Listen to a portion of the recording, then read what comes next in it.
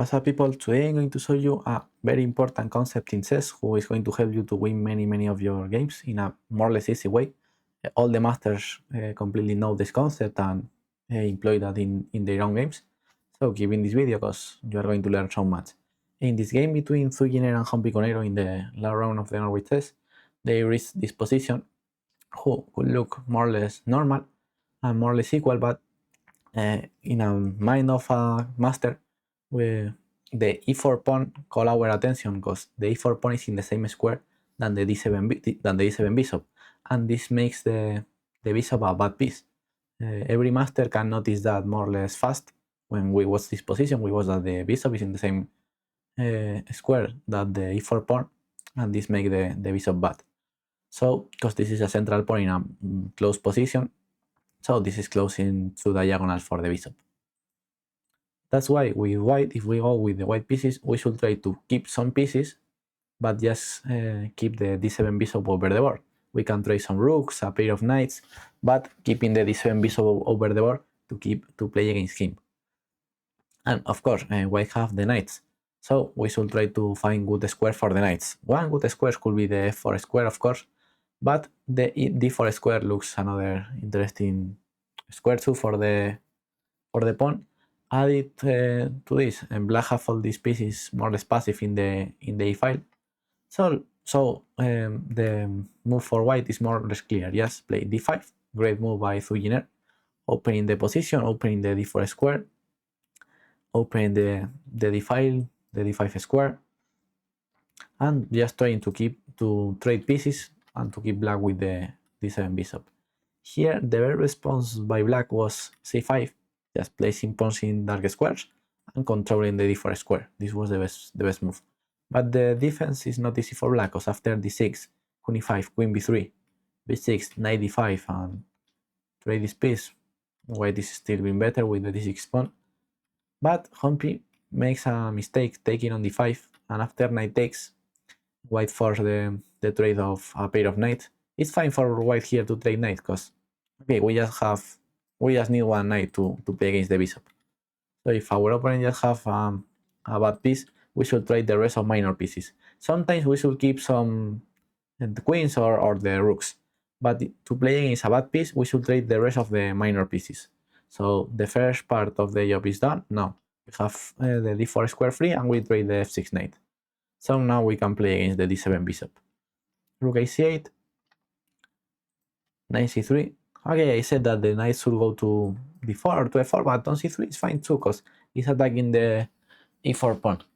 For the moment, it's fine this square. Bishop c6, rook d5. Let's see that the bishop is completely blockaded by this pawn. If this pawn was on e5, black position could be completely pleasant, and the bishop could have open diagonals. A pawn controls the dark squares while the bishop is controlling the light squares. The problem is that black here have the completely control of the dark squares. That's the two problems of have the pawn on the same color. That first, you are closing the diagonal for your bishop, and the second thing is that you have no control of the dark squares.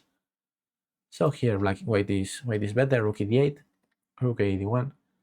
White have no problem in saying a pair of rooks. Rook d8, queen d2, rook d4. Here the machine prefer the move e takes d4. Okay, I understand that it's interesting, but what Zuginer makes was completely normal. Queen d4, a6. The machine say that the position is equal, but in a human point of view, white is better, because like I said, this bishop is very bad, and white cannot control the dark squares.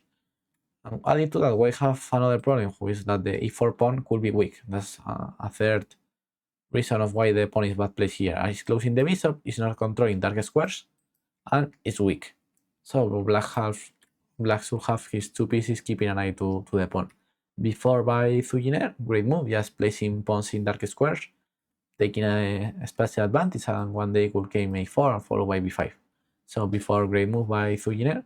And here Humpy makes a mistake, but it's because the position is hard to play for black. He plays f5, trying to maybe one day play f4, and especially just defending the a5 pawn to can move the queen, because half a queen defending a pawn is not so pleasant. That's why he defend the a4 pawn with a pawn to can move the queen. a4 by Fujiner, great plan, just still pushing the pawns, and one day could game b5. Queen d7, this was another mistake. The queen was fine on e7, defending all the dark squares. Now you have all your pieces in late squares, so nobody defend the darks. King h7 was better, just improving the king. And the problem of queen d7 is that just queen e5 was very strong, just placing the queen on a dark square. Black cannot eject the queen with the bishop, of course, because the bishop is light square bishop. You cannot eject the queen with a pawn, and with the queen you can make some match, so because it's defending the f5 pawn. So queen e5 was the best move, and the threat is b5. Queen c8, b5, takes, bishop d7, knight d2, just going over to d4 or to f4. King here, knight d4, queen e8, and just queen d5. And white is better because his queen is better. His queen is better. Yes, his queen is better. The knight is better than the bishop. This pawn is so far advanced. White have all his pawn in dark squares. He have no in light square. He have no control about the dark square. So white is better here. Queen a5 was the best move, like I said.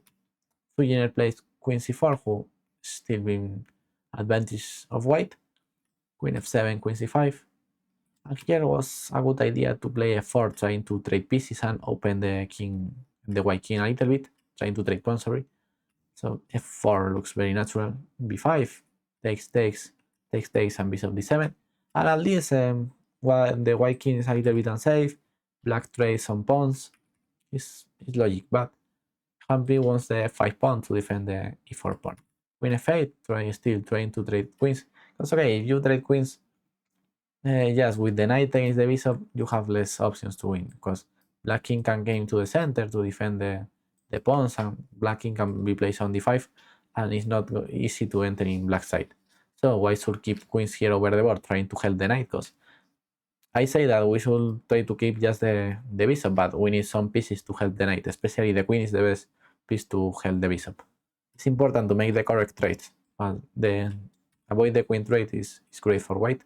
Queen f7, and finally came b5 by Fujiner, advancing the pawn. Takes, bishop d7. Here, I don't like the move played by Fujiner, because he plays the queen on b6. But I think that the b6 square is for the pawn, so queen d6 here have more sense to place here the pawn. He plays queen b6, because, yes, I say this square is for the pawn. Bishop b6, h4. I don't like so much h4, because you are weakening the position of your own king, and have no so much sense, because black is never going to play e5, because this means that he's going to open his king so much. So I don't find any reasons to play h4 in this position. Just know you have a weak pawn, and your king is slightly weaker. So I don't really like h4.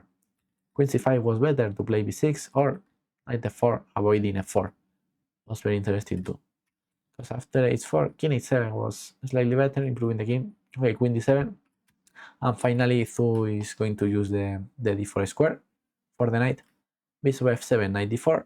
And finally, f4 by Humpy, trying to find counterplay, opening the position. Because if you don't make nothing with black, just queen c5 is coming, attacking here. Can came b6, queen c7, and black position is hopeless. So, good counterplay by Humpy f4. It takes, and now she should play queen d5. That's a great move, because it's tying all the white pieces. The knight can be moved to many places. The queen is defending the knight. So this move was great, just tying all the white pieces. And if white tries to improve a little bit, we just play bishop b8 again, attacking b5. White can move the knight. You can move the queen just to a7, but you are not making nothing there, because you should keep an eye on the knight. And it's very hard here for white to make progress. So this queen d5 resource was great. Instead of that, Humpy missed the idea and she played queen g4. Now we're going to see some mistakes in the game, but okay, the game was difficult, especially to play with just the seconds of increment. Queen d6, good move. Queen clear, queen b8. And she returned to e5, but she can just grab the b7 pawn and knight e2, and looks like this king is well defended, and this pawn is going to run. Queen e5, queen e4, she takes the pawn. And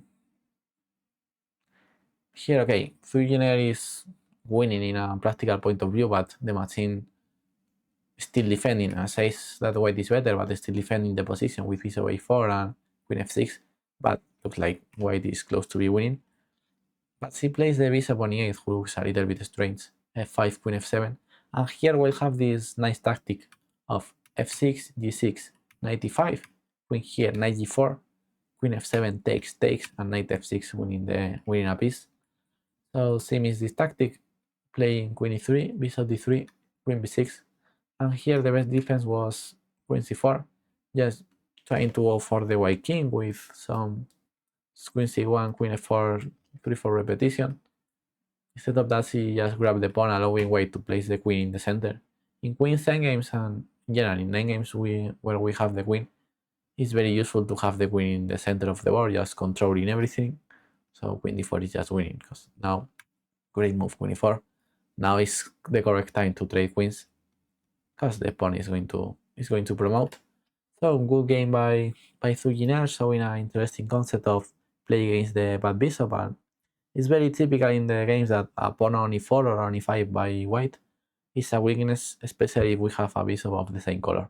So I hope that you learn with this game and you can employ this concept in your own games. First, don't put a pawn on e4 if you have a bishop of the same color, especially if you don't have the other bishop. And if your opponent make that, try to trade all the pieces to just let him the bad bishop. So this was the last game that I'm going to analyze of the Norway chess. I analyzed like 31 or 32. You have the playlist to see all of them.